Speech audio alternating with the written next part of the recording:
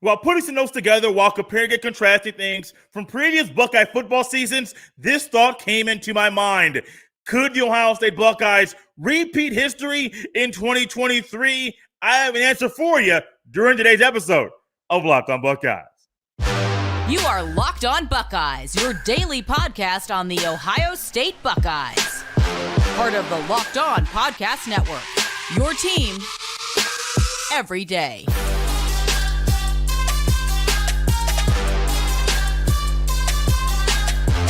What is up, Buckeye fans? Welcome back to another episode of Locked On Buckeyes for the Locked On Podcast Network. I'm your host, Jay Stevens, also the host of the Jay Stevens Podcast. It is Tuesday, June 13th in the year 2023, and I want to thank you for making Locked On Buckeyes your first listen or first watch of every single day. During today's episode, we will discuss if there's a problem with Ohio State's strength and conditioning program. If there's a problem, we will also discuss how to fix it.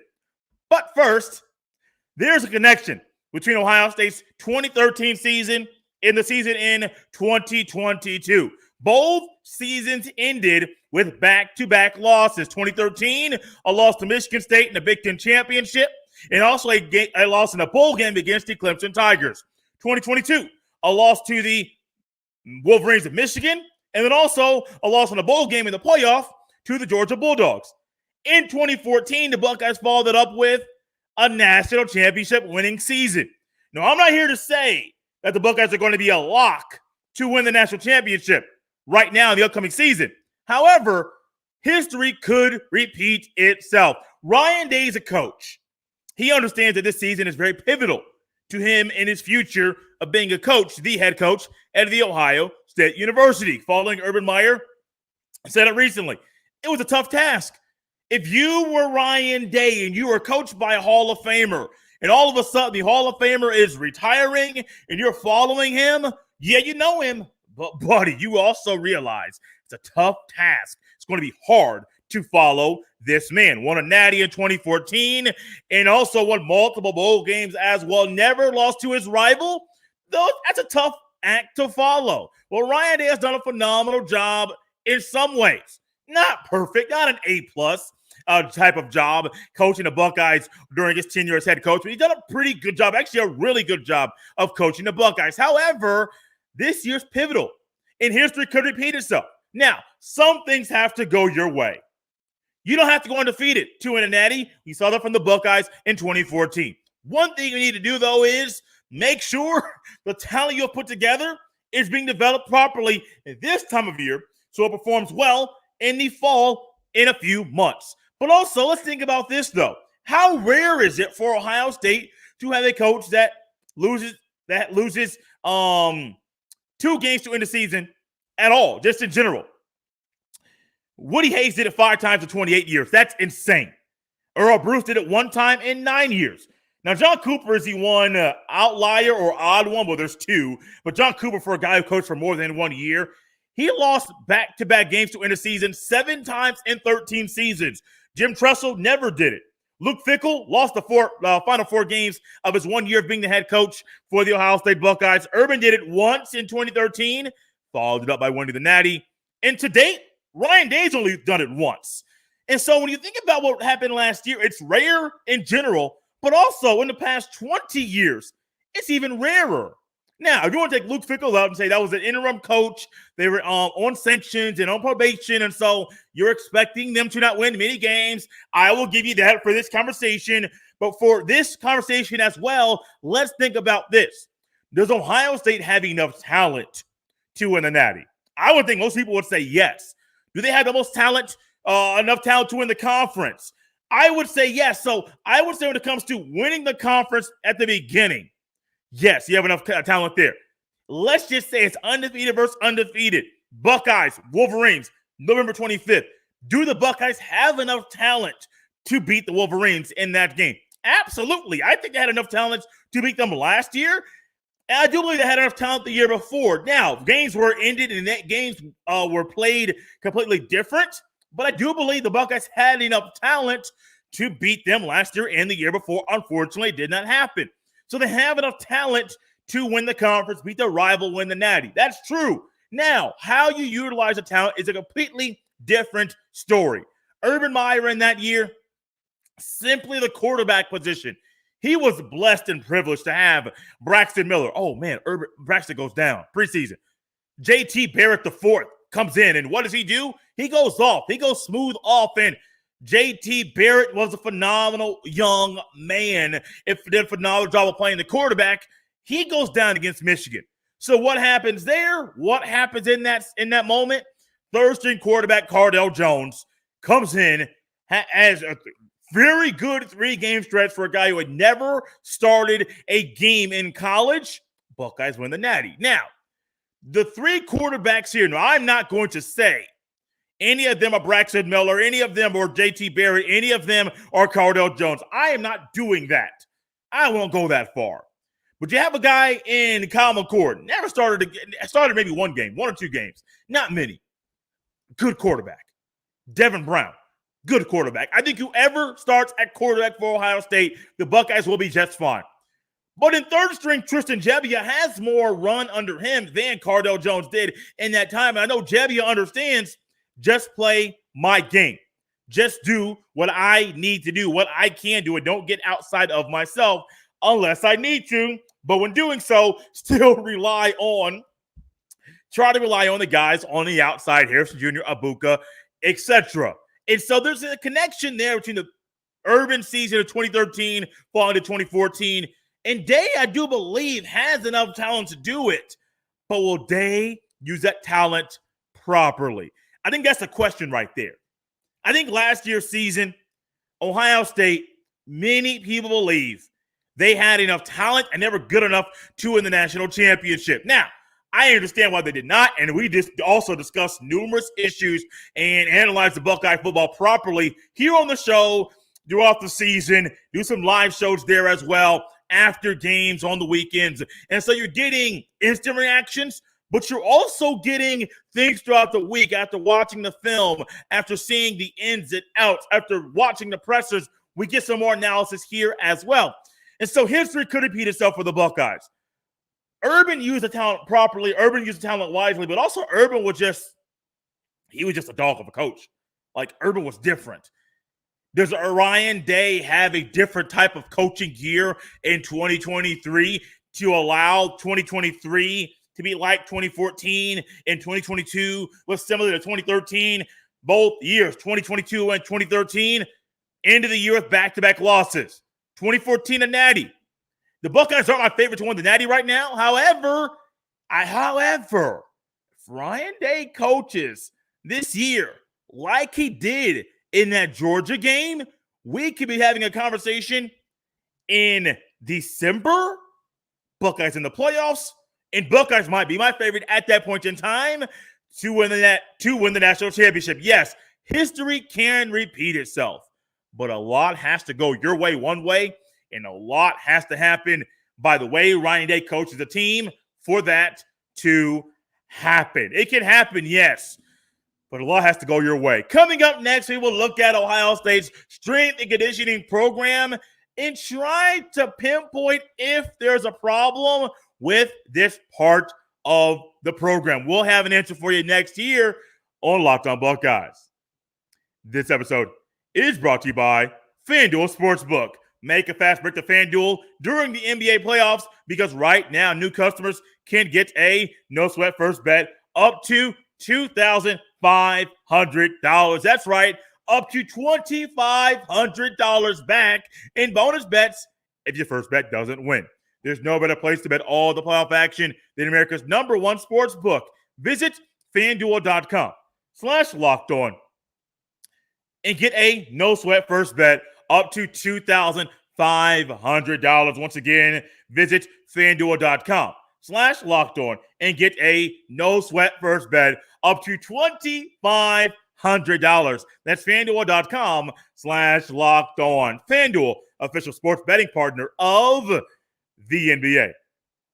Thanks for making Locked On Buckeyes your first listen every single day. Now it's perfect time to go subscribe to Locked On Buckeyes on the podcast platform you're currently using. If it's Apple or Spotify or the Odyssey app or Google Podcasts, maybe even Amazon Music. Subscribe. If you're on Spotify, leave a 5-star review. If you're on Apple, 5-star review and a comment as well. It's greatly appreciated. On YouTube, subscribe to the channel. Hit the like button on this video. It's a great free way to allow more people to come across this video and to come across Locked On Buckeyes to get all the Buckeye news they'll want and love. Locked On Buckeyes is a part of the Locked On Podcast Network, your team every day. So this next topic is something that I have discussed for a couple years now. And I think it kind of opened my eyes during 2020. But 2020 was such an odd year. I don't want to say, that was a point in time. And I realized there was a problem with the Buckeyes in this area. I don't want to do that because I realize that I watch enough football. You watch enough football. We all watch enough sports to realize that year was just different for everybody in sports. Let's go a little bit more big picture.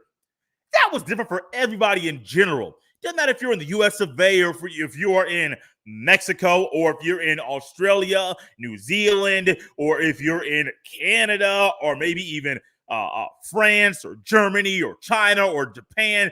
Doesn't matter. 2020 was an odd year for a lot of people, and many of us are still feeling the effects either directly or indirectly from things that happened in 2020. But 2020 was a year that I remember Ryan Day making a comment about the boys and the football team when they came back to campus. Remember, 2020, you had to vacate. Schools got shut down. Campus was shut down at Ohio State. Like, things were a whole lot different. And so I remember Ryan Day when he said, hey, the guys are away for a little bit, and they came back to school, and all of a sudden he said, hey, they're getting haircuts. Like, their hair's getting cut again because even barbershops are getting shut down. Now, granted, some people like myself were able to still get haircuts, and I'm very grateful for my barber at the time, Miss Stephanie, for being able to get my hair cut. And during that time period when I was still working, and I wanted a good haircut today. They had one, so you don't see the hair, but I wanted a good haircut. I appreciate my barber at the time, Miss Stephanie, for getting that thing done. But he not only mentioned the haircut, he said the boys are smiling again. And Ryan Day also made this comment saying, the boys are not saying the boys in general, but the players are putting on weight. And so over the past couple of years, I've been watching more closely and asking myself in my head during games, even to my buddy Jeff Hunt, who was on the show last week. If you missed that show, go back and check it. I got some great reviews from that show last week, handing out grades to Ryan Day during his tenure as the Buckeye football coach. But the strength and conditioning program, not just by myself, but others, has been questioned. People have been wondering, is there a problem with it? I think last year I was more specific and said, oh, yeah, there's a problem. I don't know if it's actually the weight training or the conditioning that's a problem, where like the boys aren't physically fit to play the football. I think they're physically fit to play the football. From Paris Johnson Jr. to Mayan Williams, who has shaved some weight since being a Buckeye, to Travion Henderson, to Tommy Eichenberg, to Still Chambers, to Chip Trainum, Denzel Burke, Joshua Proctor, Lathan Ransom. I believe they're conditioned to play the football. And I even realized Toy Malowau from year one to year two. After year one, he was saying, hey, these boys are strong. And I'm not going to say the four-letter word that he said, trying to keep this show clean, but these boys are strong. Tui Malowau last year was a whole lot stronger of a player. So I don't know if it's the physical aspect of the Buckeye football that is an issue. I don't think so. I think a lot of it's more mental. I think a lot of it is mental. Think about a few games this year. I'm not going to go through all of them. I don't want to relive a lot of what happened during this season. Special season, really good season. There's some moments, some games that I just don't want to relive. One of them calls me to, actually, I ended up throwing my hat in my future father-in-law's house the first time that I watched the game with him, and he didn't care. My fiance girlfriend at the time, didn't care, but it was one of those things where I was just so frustrated during that Northwestern game. And that's one where I'm thinking, like, are you mentally just locked in? Not because of any other reason, just because you're playing a football game. Are you mentally locked in for all 4 quarters? I have seen Ryan Day's teams not be mentally locked in or have some mental lapses during crucial moments of games. And it's made me kind of wonder, is it Day? Is it the players he's bringing in? Is it Mickey Mariotti? And I'm not on the Mickey Mariotti needs to go train. I am not.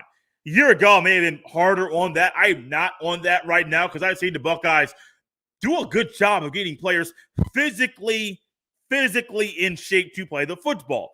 But I wonder if it's mentally tough. And a lot of the things that happen during strength and conditioning, a lot of it is conditioning you to be mentally tough. I remember into practice freshman, sophomore. Let's go freshman year. Let's go that year. We were 8-1. Don't want to go through the rest of it. But 8-1 my freshman year.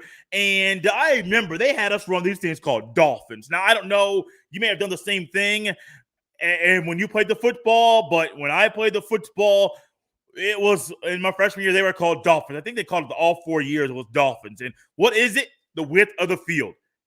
Down, back, down, back. That's a Dolphin. And I'm like, hey, man, I'm a lineman.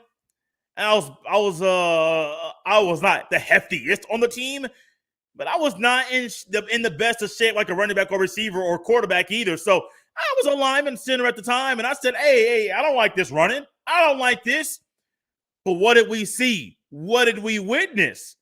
Those Dolphins allowed us to be more mentally locked in during the year to the point that a Decatur Central game, we ended up winning the game 6-0. What happened? We had to run off my right hip in that game. And it was something that, hey, what happened? What was it? We had to do things during practice to help us be mentally locked in. But also, you as a person have to be mentally locked in during that moment as well. So a lot of what happens during strength and conditioning programs, it's not all just the program itself. It's not all on the coach. It's not all on what he's doing. A lot of it's on you, your shoulders, the things you're doing every single day, and you being mentally locked in to those moments. Now, you may want to ask about the game where we lost. Were we not mentally locked in, or were we just overmatched? We were simply overmatched. Franklin Central blew us out the water, 41-6. Week 8 of a freshman year playing the football at Lawrence Central High School. Now, that was one game where I realized it don't matter if you're mentally locked in or not. This team was just better. They were just better than us. And so sometimes when you're mentally locked in, or if you're not mentally locked in, the outcome's going to be no matter what, you're going to lose the game. Now, mentally locked in is one thing. I do wonder if there were times, Michigan game, Northwestern game, if it was the game against Georgia or other game against Iowa that even still seems, my buddy Jeff Hunt last week mentioned this as well, it was an odd game. Yeah, the final score is going to tell you one story, blowout. But if you watch the game, you're realizing something's not there properly. Yeah, first game after a bye week, cool. But something is off. So I wonder, and I wouldn't be shocked if the mentals, just some, not all, some aren't all the way locked in for all 4 quarters during the 12-game regular season and during the postseason run as well. You would say, man, it would be crazy to think that. But think back to some games you watched during this year, and you witnessed some Buckeyes who weren't mentally locked in all the way. How can this be fixed if this is the issue? I have an answer for you next on Locked On Buckeyes. This episode is brought to you by Billiards Plus. Billiards Plus has the best selection of pool tables, game tables, shuffleboard tables, and more, and the best service in Central Ohio. Billiards Plus also can set you up with a brand new top-of-the-line grill that will last for generations. We all know how hard it is with the supply chain issues this year and getting certain things shipped on time. So when it comes to ordering that one big gift for someone you love, check out Billiards Plus. They have exactly what you've been looking for. Billiards Plus carries the best pool tables from Brunswick, Alhausen, Canada, Billiards, and more. Plus, top-of-the-line grills from PK, Napoleon, Memphis, and the Griddle. That will be the last grill you own. Seriously, these grills stand the test of time. No matter the season, Billiards Plus has you covered for all your indoor and outdoor entertainment needs. Visit their showroom on Dublin Center Drive in Dublin. Check them out at billiards-plus.com.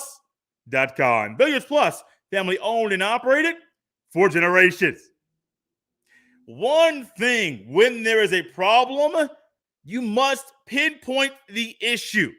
Sometimes the issue might not be a problem across the board, but it might be an issue in regards to how you go about solving the issue as a whole. So nobody on a football team, a basketball team, or any team has the issue. Now, also keep in mind, sometimes the issue is going to be there no matter what, because we're human, we're people, and sometimes people don't change. When it comes to the strength and conditioning program at Ohio State, I don't think it's across the board. Players aren't in shape to play football. I don't think we're at that point in time anymore. But ultimately, I think mentally locked in, that might be a thing for some players, not all. But how can this be fixed, if at all? I do believe it can be fixed, but ultimately, sometimes you just got to dig in yourself. Well, there's two things here, two factors. Sometimes you just have to dig in yourself, look inward and say, am I doing everything I can physically and mentally and even emotionally to be the best player I can be in the upcoming season? Now, sometimes you may look around and say, oh, I'm doing everything he's doing. I'm doing everything he's doing. I'm doing everything everybody else is doing. I may be even better than some people. I am A-okay. Okay, cool. Look at yourself. Do some internal looking and say, hey, man, look, I can do better than this. I'm better than this. I am better than what I'm putting out here. I know I made a mental error there. I know better than that. I looked over that. I know what the film told me. They did what the film told me, and what happened. I was not mentally prepared. I was not locked in for that moment. So when it comes to Travion Henderson, Mayan Williams, Matthew Jones, Donovan Jackson, Carson Hisman, maybe Joshua Fryer probably going to start. I do believe he's going to start in the fall. Cade Stover, Marvin Harrison Jr., Tuan Belowau, Sawyer, Michael Hall Jr., Chambers, Ransom, Igwinosin, Burke. When it comes to these players that are going to be players, going to be dogs, should be dogs on the field, what do we look for? How can they get better? Look at yourself. Like for the players that are on the team right now, look at yourself.